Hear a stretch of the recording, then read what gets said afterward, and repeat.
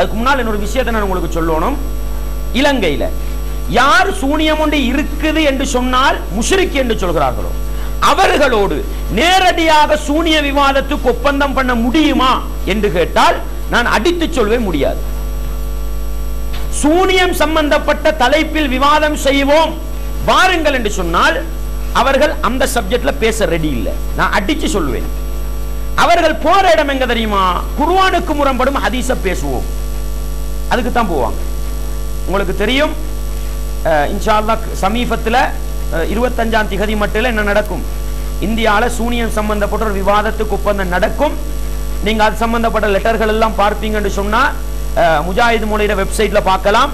சூனியம் சம்பந்தப்பட்ட ஒரு பிரச்சனை தான் அப்படி விஸ்வரூபம் எடுத்து, ஆனா ஒப்பந்தம் என்று வரும் பொழுது சூனியத்துக்கு நேரடியாக அவங்க வாரதில்லை. அவங்க இழுக்கிறது எந்த பக்கம்? குர்ஆனுக்கு முரண்படும் ஹதீஸுகள். அதே போல உங்களுக்கு தெரியும், அன்சார் மௌலவி அவர்களோட சூனியம் சம்பந்தப்பட்ட நேரடி பிரச்சனை போச்சுது. பிரச்சனைக்கு பின்னால தமீமுல் அன்சார் அவர்கள் எல்லாம் சேர்ந்து சூனியம் சம்பந்தமா விவாதம் பண்ணுவாங்கன்னு கூப்பிட்டாங்க. அந்த மஜ்லிஸ்ல போய், ஒப்பந்த மஜ்லிஸ்ல போய் என்ன செஞ்சாங்க? சூனியத்தை பத்தி பேச முடியாது, குர்ஆனுக்கு முரண்படும் ஹதீஸ பேசிக்கொண்டு போனாங்க. நான் தெளிவாக அடித்து சொல்லுகின்றேன், சூனியம் சம்பந்தமாக நேரடியா சூனியம் ஒன்று இருக்குது என்று சொன்னவன் முஷ்ரிக்கா?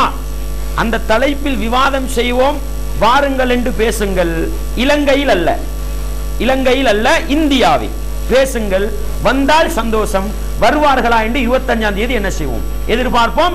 இந்த காட்சிகள் அவர்களுக்கு போனால் அந்த தலைப்பில் அவர்கள் விவாதம் செய்ய வர வேண்டும். ஏன் நான் இதை சொல்றேன் என்று சொன்னா, இன்றைக்கு குர்ஆனுக்கு முரண்படுகிற ஹதீஸுகளை ஏற்றுக்கொண்டவன முஷ்ரிக்னு சொல்லல, அப்படிதானே?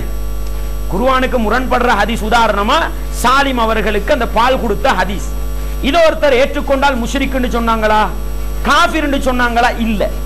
நமக்கிட்ட லைவ் உங்களால நடைமுறைப்படுத்தலுமான்னு கேட்டுக்கிட்டு இருக்கிறாங்க. எனவே புகாரில வரக்கூடிய ஒரு சில பலவீனமான ஹதீஸுகள் ஒருத்தர் சஹீஹ் என்று சொன்னா அவர் காஃபிர் என்று இதுவரைக்கும் சொல்லல. ஆனால் சூனியம் ஒன்று இருக்குதுன்னு நம்பினாலே முஷ்ரிக் என்று சொல்றேன்டா, இது பாரதூரமா இல்லையா? எனவே பேச வேண்டிய தலைப்பு சூனியம் ஒன்று இருக்குது என்று சொன்னால் முஷ்ரிக்கா? இந்த ஒரு அடிப்படையை நீங்க என்ன செய்யுங்க, முதலாவது உள்ளத்துல வச்சுக்கிட்டு